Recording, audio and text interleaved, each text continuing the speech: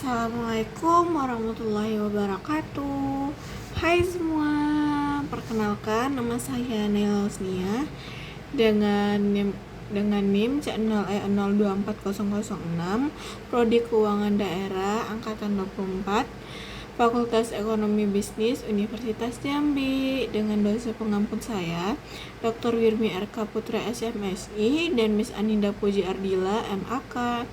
Jadi pada kesempatan kali ini saya akan mempresentasikan tentang materi pembukuan atau pencatatan, pemeriksaan pajak, penyelidikan, dan sanksi. Nah, keempatan materi ini merupakan bagian penting dalam sistem perpajakan Indonesia.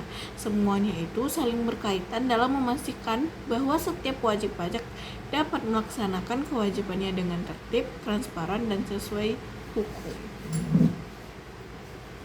Baiklah, kita masuk dulu ke latar belakangnya, yaitu pajak merupakan sumber utama penerimaan negara yang digunakan untuk membiayai pembangunan dan meningkatkan kesejahteraan rakyat. Agar sistem perpajakan berjalan dengan adil dan efektif, pemerintah menerapkan mekanisme yang mengatur seluruh proses kewajiban pajak, mulai dari pembukuan, pemeriksaan, penyidikan, hingga sanksi. Nah, dengan adanya sistem ini, pemerintah dapat memastikan kepatuhan wajib pajak, mencegah pelanggaran, serta menciptakan keadilan dan kepastian hukum. Jadi singkatnya perpajakan bukan hanya soal membayar pajak, tetapi juga soal bagaimana prosesnya dikelola dengan jujur dan tertib. Jadi dalam pembahasan kali ini terdapat beberapa rumusan masalah nih, yaitu yang pertama itu ada perbedaan antara pembukuan dan pencatatan pajak. Lalu yang kedua kita akan membahas bagaimana proses serta tujuan pemeriksaan pajak. Lalu yang ketiga kita juga akan membahas tentang apa tahapan dan dasar hukum penyediaan pajak. Kemudian yang keempat kita juga membahas bagaimana bentuk serta tujuan sanksi perpajakan. Oke, baiklah, kita masuk saja ke bagian yang pertama, yaitu pembukuan dan pencatatan pajak. Pembukuan adalah proses pencetakan secara teratur atas data keuangan seperti harta, kewajiban, modal, penghasilan, dan biaya. Sedangkan pencatatan adalah pengumpulan data tentang peredaran bruto atau penerimaan bruto yang menjadi dasar untuk menghitung pajak terutang. Nah, jadi untuk kewajiban penyelenggaraannya itu ada pembukuan wajib dilakukan oleh wajib pajak badan dan orang pribadi yang omsetnya lebih dari 4,8 miliar per tahun. Sedangkan pencatatan dilakukan oleh wajib pajak dengan omset di bawah 4,8 miliar per tahun.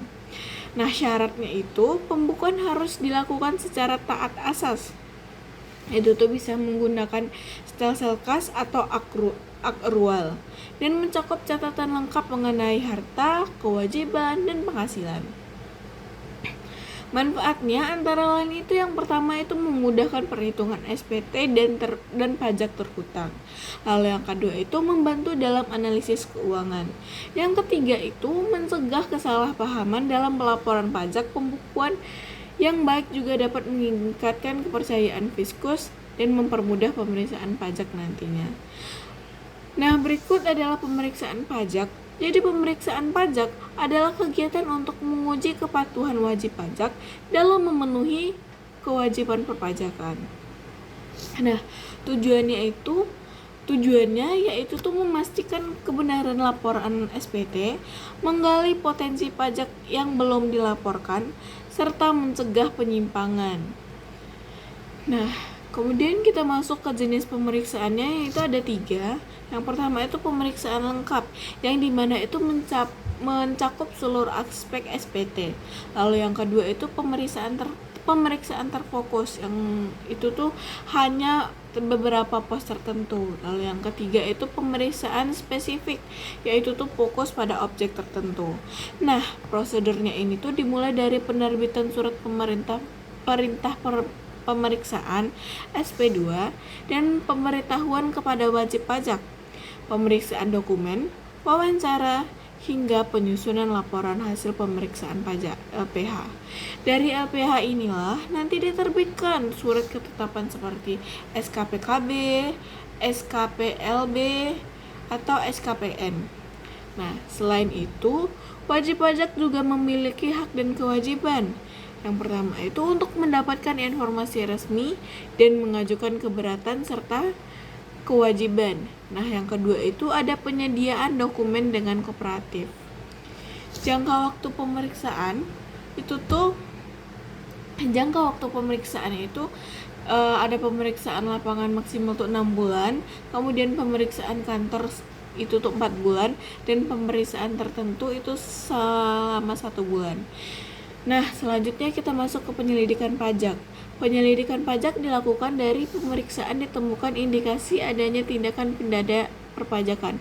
Berdasarkan pasal 1 angka 31 UU KUP, penyelidikan adalah rangkaian tindakan untuk mencari, mengumpulkan, dan menguji bukti adanya tindak pajak pidana.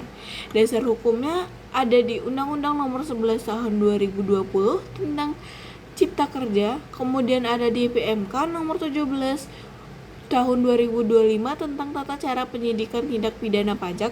Lalu ada di Surat Edaran di Dirjen Pajak Nomor SE 06 PJ 2014.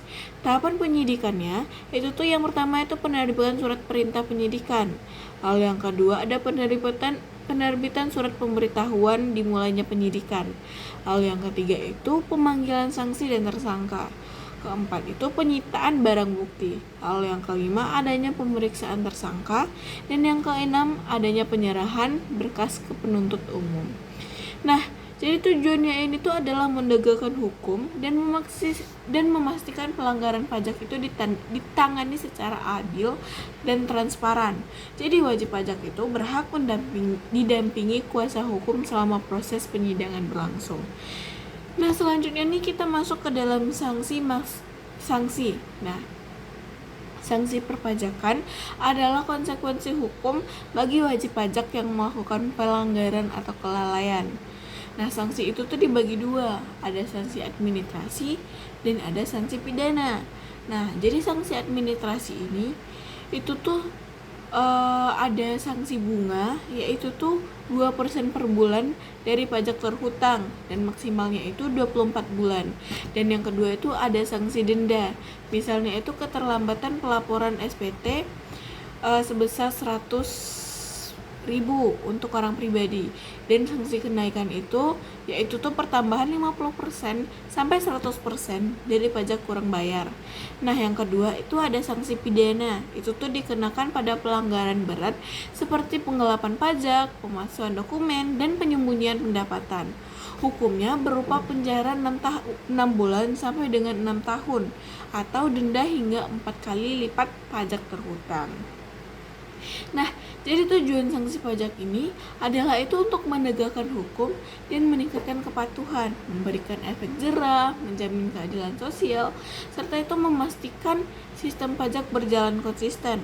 Nah, contohnya itu kayak keterlambatan bayar pajak 5 bulan akan dikenai bunga itu 2% per bulan dari jumlah yang belum dibayar. Jadi sanksinya itu cukup berat jika tidak disiplin ya guys. Nah, dari keseluruhan pembahasan tadi dapat disimpulkan bahwa pembukuan, pemeriksaan, penyidikan, dan sanksi merupakan satu kesatuan yang tidak dapat dipisahkan ya.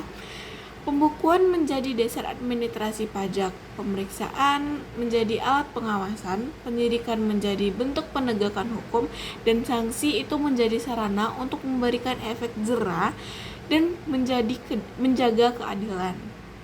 Nah, dengan sistem yang baik dan pelaksanaan yang disiplin, perpajakan di Indonesia tuh akan menjadi semakin efektif dan transparan dan berkeadilan.